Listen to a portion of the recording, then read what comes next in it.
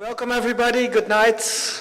Welcome in Tak for the 14th volume of Pecha Kucha Eindhoven. We have 12 speakers today. We're going to start soon. We do 6 speakers, then we have a short break, then you can all have a drink and a chat. Have a look around in this lovely exposition made by Bureau Beukorkest. It's called Zomerzucht en andere verhalen, or Summer Breeze and Other Stories. Please, in the break after the program, take your time, have a look around.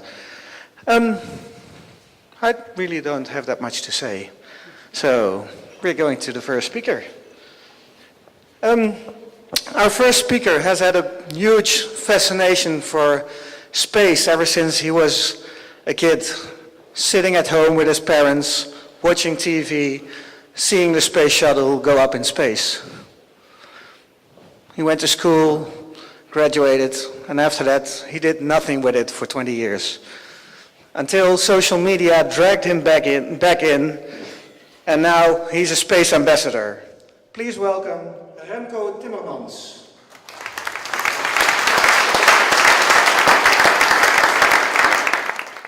Thank you, Luke. Okay, we've started. My name is Remco Timmermans. I'm, as Luke said, a space ambassador. I'm also working professionally in the space world. I'm the director for the World Space Week Association that organizes UN-declared World Space Week every October. Space is one of my angles, social media is the other, and that's really what this story is about. I'm going to tell you the story of how the space industry is trying to get publicity. As you know, the space industry started with the space race. Russia and the United States competing against each other to win the space race. And what that gained was not only the space race itself, it was a lot of publicity. Astronauts and everyone working in the space industry became heroes of the day, gaining a lot of attention from the television, radio, newspapers, making them very popular. And especially when the United States won the space race in 1969 by getting the last real trophy that was there, putting a man on the moon. When the crew returned, they became immediate superheroes, like actors and the big celebrities of today. But that was the end of it. Does anyone know who these people are? This is the second crew that landed on the moon, just a few months after the first crew. Everybody knows about Neil Armstrong and Buzz Aldrin. Nobody knows these people. That was the end of the space race. The big prize was won, and that was it. After the Apollo program was cut short, another program, which was very successful, followed. 135 space shuttles were launched between 1981 and 2011. 135 missions that nobody really knew or even cared about. And there was a big dip in publicity during and after the space shuttle program. However, a lot is happening in the space industry. A lot of people think, especially in the United States, that after the space shuttle program was cut short, that was the end of the space program. That's very far from the truth. 2014 is one of the most exciting years in space ever. The way that NASA and other space organizations are trying to get that publicity back is by using social media.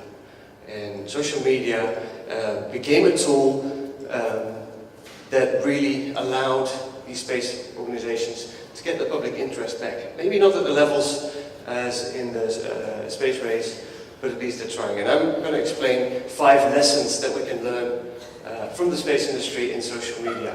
And the first one is, you do social media or you don't. There's too many organizations that try to do it in between, and it only works if you make it a strategic choice. And especially NASA is very good at that. What you see is, and what few people know, is that NASA is actually the biggest corporate user of Twitter, for example.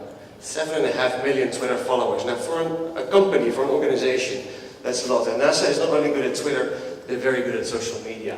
And they're using that as it should be used, and that's why they're so successful. And social media allow you to connect to people, not just in the space industry and everywhere, but connect and interact with the community of people. That's, as Luke said, is the way I got involved in the space industry, and allows me to be in touch with astronauts, the modern heroes, at least for me, of the space industry nowadays. Interaction is the key to success in using social media. Now we should move to the next slide. Yeah, that was it. That's a human error, I think. There we go. Alrighty. We were talking about getting in touch with astronauts. My third lesson is that space is very good because space is a very abstract thing. These missions are very scientific, very academic. What space organizations do to make it popular is storytelling. Chris Hadfield with his cover of David Bowie in space, the film posters that they make of the cruise. It gets much more difficult when there's no people involved. When there's astronauts involved, it's easy to connect. However, who of you knows about the ESA Rosetta mission? The ESA Rosetta mission is a mission of a probe, an unmanned probe that goes to a comet far out in the solar system, which makes it a much more difficult story to tell. However, ESA has done something very smart. They gave this lonely spacecraft a face, and they organized events where it's rocket science. It's about boring signals on a screen. However, they connect it to the human emotion. And when you connect it to human emotion, that is when you can pass a message. NASA does more, and ESA does the same. They invite what we call the space ambassadors, people like me who are passionate about space and want to learn a lot about space, but who are also active on social media.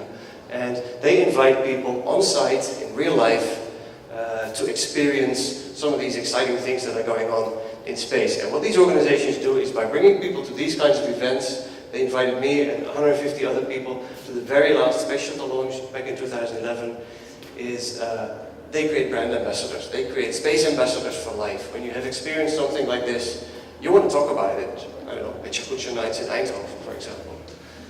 And NASA has really taken it a few steps further and really created what we call a social brand, a social media brand, that is using social media as the heart of their marketing strategy. And as I said, they're extremely popular. They have several accounts for different missions with millions and millions of followers, showing very cool content, very cool pictures. The community that they're creating becomes very important when things go wrong. You know, the NASA shutdown in 2013 happened. NASA could not do anything, but the community took over. The community invented this hashtag, things NASA might tweet, and continue to tweet about cool stuff from space. Community management is also about involving these people. There's a lot of material that space organizations have that they don't have the resources to do something with. And this space community that you create can actually help you by organizing space ups, unconferences about space that are not started with space companies or the Space Apps Challenge. I think I ran out of time, so I would like to thank you very much. You can follow me on these accounts on Twitter, and if there's any questions, you have already asked them. Thank you very much.